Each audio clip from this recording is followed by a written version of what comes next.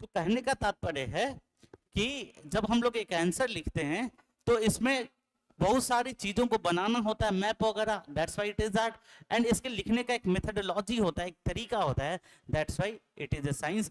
तो आज का जो हमारा सेशन है that is the art and the science of A answer writing, art and science of A answer writing. ठीक है, तो अब एक गुड आंसर के, एक अच्छे आंसर के क्या क्या कंपोनेंट होते हैं इसको समझेंगे। एक अच्छा उत्तर का क्या क्या कंपोनेंट होता है। तो सबसे पहला जो कंपोनेंट है उसको हम लोग बोलते हैं, कौन सा कंपोनेंट बोलो? Pre content. क्या बोलते बोलो भाई लोग? Pre content. प्री मतलब पहले, है ना? आंसर लिखने के पहले भी कुछ सोचना होता है ना? आंसर लिखने के पहले भी कुछ सोचना होता है, that is what, that is pre content. कुछ ऐसे क्वेश्चंस होंगे जिसमें पहले आपको नहीं सोचना है, लेकिन कुछ ऐसे क्वेश्चंस होंगे जिसमें पहले आपको सोचना पड़ेगा कि अच्छा ये क्वेश्चन कहना क्या चाहता है। एक दो एग्जांपल मैं बताता हूं। बीपीएससी में, यूपीएससी में क्वेश्चन आया था कि you can not enter the same river twice. आप एक ही नदी में दोबारा नहीं उतर सकते। कॉन्सेप्ट समझना सभी लोग, है ना? आप एक ही नदी में दोबारा नहीं उतर सकते, ठीक है? You can not enter the same river twice. अब क्या ये क्वेश्चन नदी का है? क्या ये क्वेश्चन आपसे रिलेटेड है कि आपको नदी में जाना है? भूगोल का क्वेश्चन, ज्योग्राफी का क्वेश्चन है क्या ये एसए में क्वेश्चन पूछा था, और क्वेश्चन था कि you can not enter the same river twice. आप एक ही नदी में दोबारा नहीं उतर सकते हैं, दोबारा नहीं उतर सकते हैं। तो क्या ये ज्योग्राफी का क्वेश्चन है? नहीं ना। किस चीज का क्वेश्चन है ये?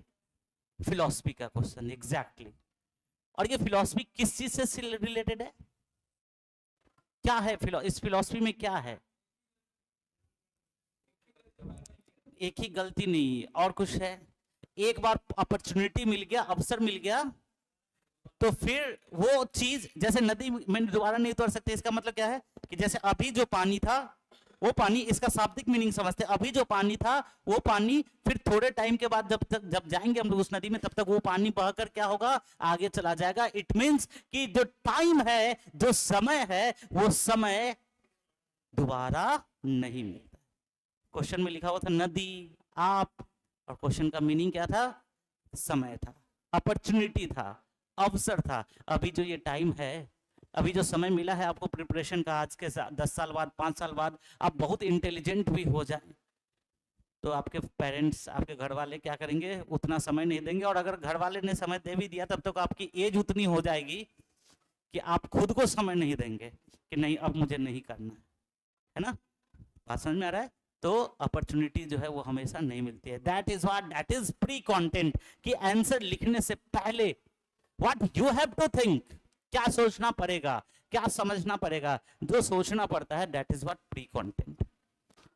एक और क्वेश्चन आया था जिसमें मैं एग्जांपल बताता हूं, आप सोच सकते हो, जिसमें किस चीज का जरूरत पड़ेगा, सोचने का जरूरत पड़ेगा। एक क्वेश्चन आया था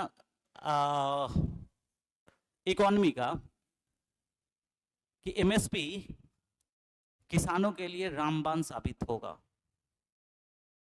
ठीक है ना? किसानों के लिए क्या साबित होगा? रामबाण साबित होगा। अब ये रामबाण का मतलब क्या, वो दवाई से रिलेटेड है क्या? ये रामबाण का मतलब क्या हो गया यहाँ पे? उसके सारे प्रॉब्लम्स का सॉल्यूशन प्रोवाइड करने वाला।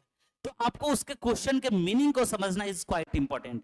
मीनिंग को समझना पड़ेगा कि ये कहना क्या चाहता है, and that is what, that is pre content. UPSC में जब मैं मेंस लिख रहा था तो एक बार एक क्वेश्चन आया था, slow fast and steady wins the race, है ना? Fast and steady wins the race. And मैंने आंसर में, मुझे लगा मैं भी भाई 22-23 साल का रहा होऊंगा, यूपीएससी का मेंस लिख रहा था, मुझे लगा कि अच्छा ये तो, कई बार ऐसा होता है ना कि दिखता नहीं, लिखा कुछ और रहता है, दिखता कुछ और है। तो वहां पे लिखा हुआ था fast and steady wins the race, मुझे लगा कि अच्छा slow and steady wins the race है, और मैंने पूरा ऐसे लिख दिया, ठीक है?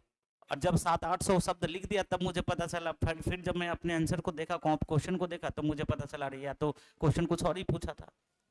मतलब क्या, अगर आपने क्या नहीं दिया, टाइम नहीं दिया, एक बार गड़बड़ हो गया तो फिर वो साल आपका गया। ऑल्दो मुझे इंटरव्यू कॉल है, लेकिन मुझे पहले ही पता चल गया था कि सिलेक्शन नहीं होना है, क्योंकि अब 250 मार्क्स का आपने चीज़ें गलत रॉन्ग लिख दिया है। इससे पहले एक ही होता था 250 मार्क्स का, तो आपने अगर गलत लिख दिया तो हो गया, आपकी कहानी खत्म है। बात समझ में आ रहा है क्या?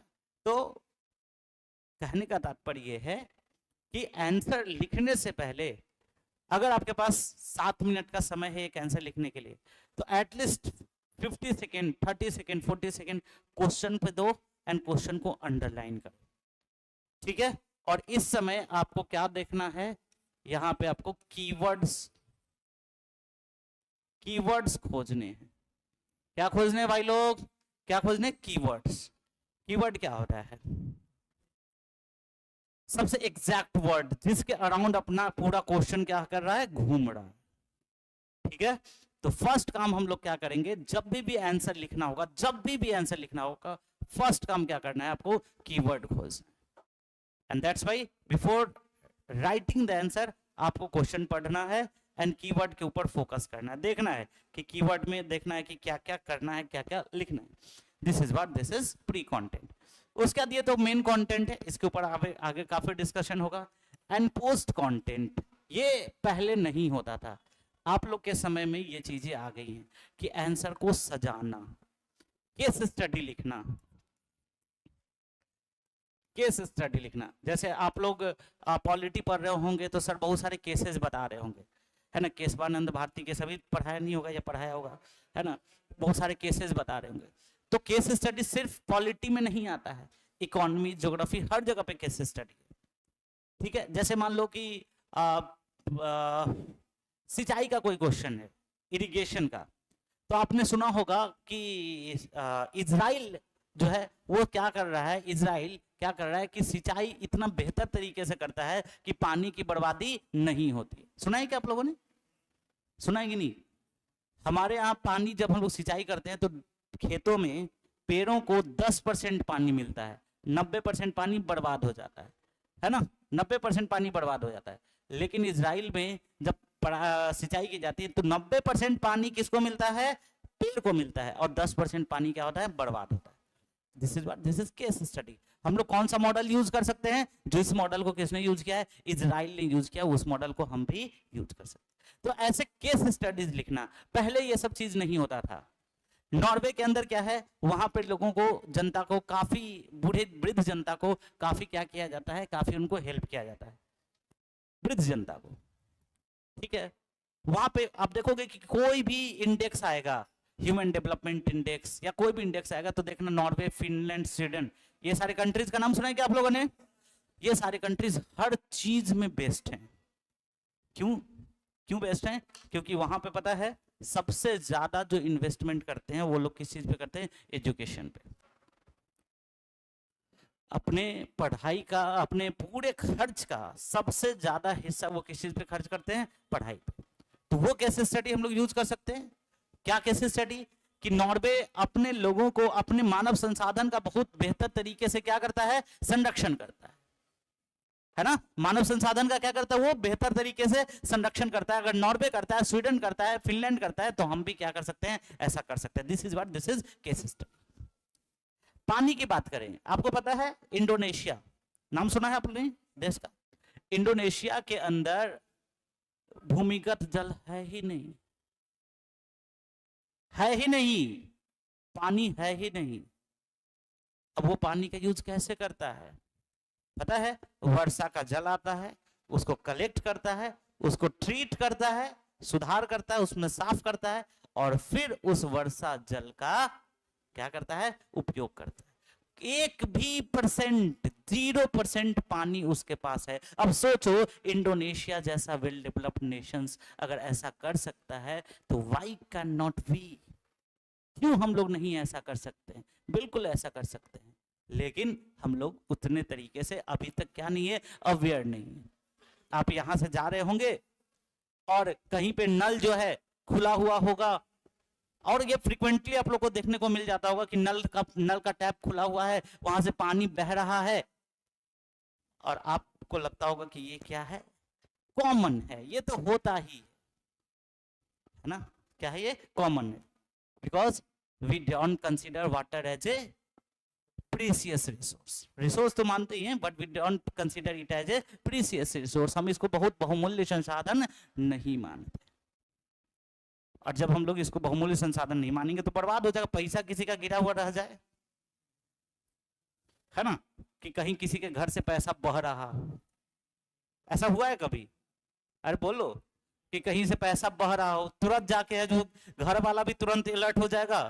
अगर एक पैसा बाहर निकल के गिर जाए, घर वाला भी अलर्ट हो जाएगा और बाहर वाला भी अलर्ट हो जाएगा, आने दो बेटा, है कि नहीं? घर वाला अलर्ट हो जाएगा, मेरा पैसा तुम ले लेगा। बात समझ आ रहा है कि नहीं? क्यों ऐसा है? क्योंकि पानी को हम लोग बहुत प्रीशियस रिसोर्स नहीं मानते।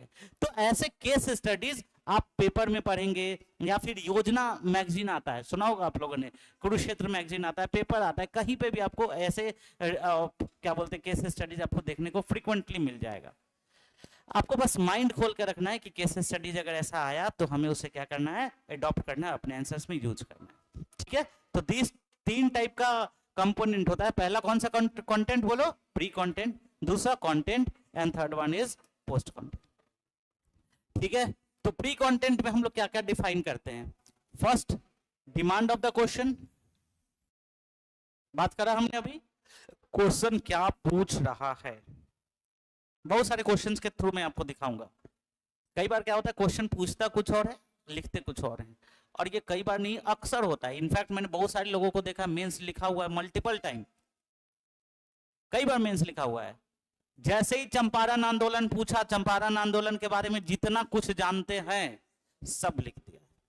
पूछ रहा है वहां पर उसके कंसिक्वेंसेस के बारे में, उसके इंपैक्ट के बारे में, और आप क्या लिख रहे हैं? चंपारण आंदोलन हुआ था, गांधी जी आए थे, राजकुमार शुक्ल थे, ऐसे हुआ वैसे हुआ, नील का खेती था। कौन पीछे करने वाला करे, आखिर कहना क्या चाहते हो? बात समझ में आ रहा है? क्वेश्चन के अंदर 2-3 शब्द होते हैं। डिमांड ऑफ द क्वेश्चन, पूछ रहा है consequences, then you have to write the consequences. पूछ रहा है impact, then you have to write the impact. पूछ रहा है उसका सिग्निफिकेंस, तो आपको लिखना पड़ेगा सिग्निफिकेंस, नथिंग एल्स। जो पूछ रहा है वही लिखना, उसके अलावा कुछ लिखने की आवश्यकता नहीं है। ठीक है, that is what, that is demand of the question. Second one is essence, भाव। वही जो मैंने बोला कि आप एक नदी में दोबारा नहीं उतर सकते हैं। लिखा कुछ और है, बोलना कुछ और चाहता है, और आपको उसके भाव को क्या करना पड़ेगा, समझना पड़ेगा कि ये आखिर बोलना चाहता क्या है। Essence of the question. Part and सब पार्ट्स ऑफ द क्वेश्चन।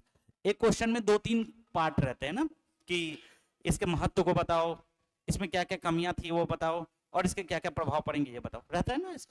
अरे हाँ या नहीं? अब यहाँ पे 3 पार्ट है। क्या हो गया बुआ, नींद आ रहा? नहीं ना, नहीं समझ में आएगा तो बताना, ठीक है? तो 3 पार्ट है।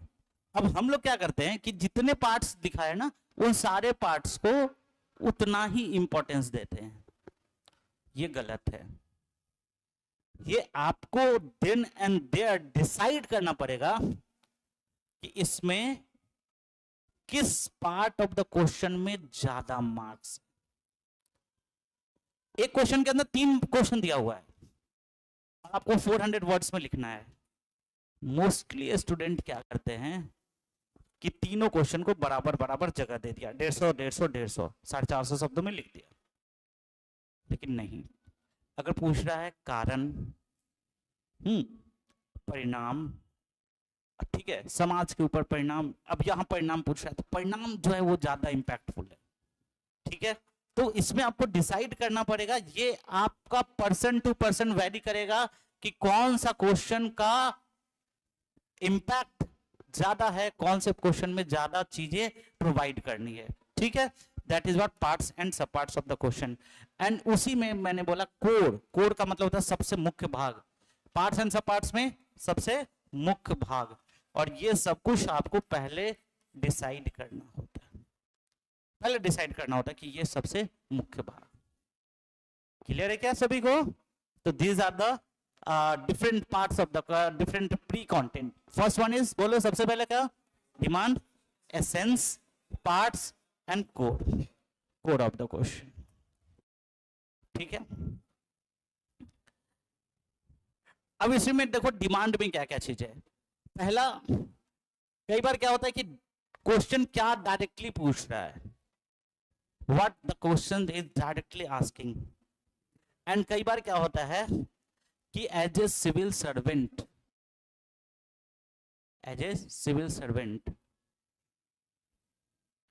बीपीएससी और यूपीएससी चाहता है कि आप इस पार्ट का भी आंसर दें।